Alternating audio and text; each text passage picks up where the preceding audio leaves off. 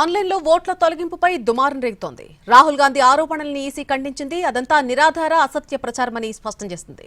మరొకవైపు రాహుల్ గాంధీ తప్పుడు సమాచారాన్ని ప్రచారం చేస్తున్నారని బీజేపీ ఫైర్ అవుతోంది.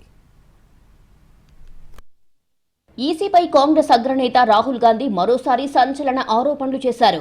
2023 అసెంబ్లీ ఎన్నికల సమయంలో కాంగ్రెస్ పార్టీకి పట్టున్న ప్రాంతాల నుంచి ఓట్లను తొలగించారని విమర్శించారు. రాష్ట్రం వెలుపల నుంచి నకిలీ లాగిన్లు, ఫోన్ నంబర్లను ఉపయోగించి ఓటర్ ఐడీలను తొలగించారన్నారు. సాఫ్ట్వేర్ను వినియోగించి కేంద్రీకృత పద్ధతిలో ఈ చర్యలకు పాల్పడినట్లు ఆరోపించారాయన. ఓట్ల చోరీకి పాల్పడేవారని ఈసీ చీఫ్ రక్షిస్తున్నారని, ఈ వ్యవహారంపై విచారణ జరపాలంటూ చేస్తున్న అభ్యర్థనలను విస్మరిస్తున్నారని రాహుల్ చెప్పుకొచ్చారు. ఇది హైడ్రోజన్ బాంబు కాదని, దానిని త్వరలో పేలుస్తానని ఆయన అంటున్నారు.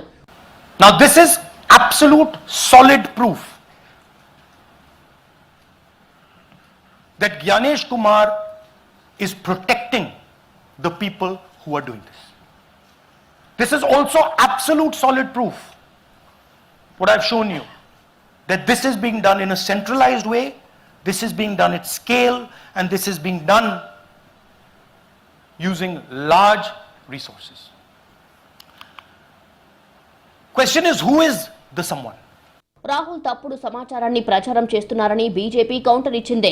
బంగ్లాదేశ్, నేపాల్ తరహా అశాంతి భారత్లో సృష్టించాలని రాహుల్ భావిస్తున్నారని ఆ పార్టీ నేత అనురాగ్ ఠాకూర్ విమర్శించారు. రాహుల్ నాయకత్వంలో కాంగ్రెస్ పార్టీ దాదాపు 90 ఎన్నికల్లో ఓటమి చవిచూసిందని, దాంతో ఆయన అసహనం రోజు రోజుకు పెరుగుతోందని అంటున్నారు. हाइड्रोजन बम फोड़ने वाले थे, फुलझड़ी से काम चलाना पड़ा, वो भी फुस हो गई.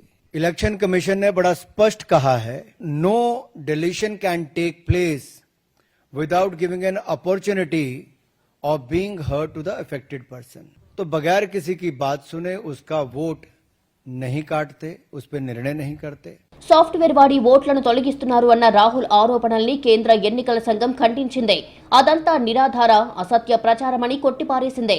ఆన్లైన్ వేదికగా ఓట్లను తొలగించడం సాధ్యం కాదని క్లారిటీ ఇచ్చింది. సంబంధిత వ్యక్తికి సమాచారం ఇవ్వకుండా ఏ ఒక్కరి ఓటు తొలగించడం లేదని, ఆన్లైన్లో వేరెవరూ తొలగించలేరని ఈసీ స్పష్టం చేసింది. 2023లో అలంద అసెంబ్లీ నియోజకవర్గంలో ఓటర్ల తొలగింపునకు విఫల ప్రయత్నాలు జరిగాయని గుర్తు చేసింది ఎన్నికల సంఘం. ఆ వ్యవహారంపై దర్యాప్తు కోసం ఎన్నికల సంఘమే ఫిర్యాదు చేసిందని చెప్పుకొచ్చింది.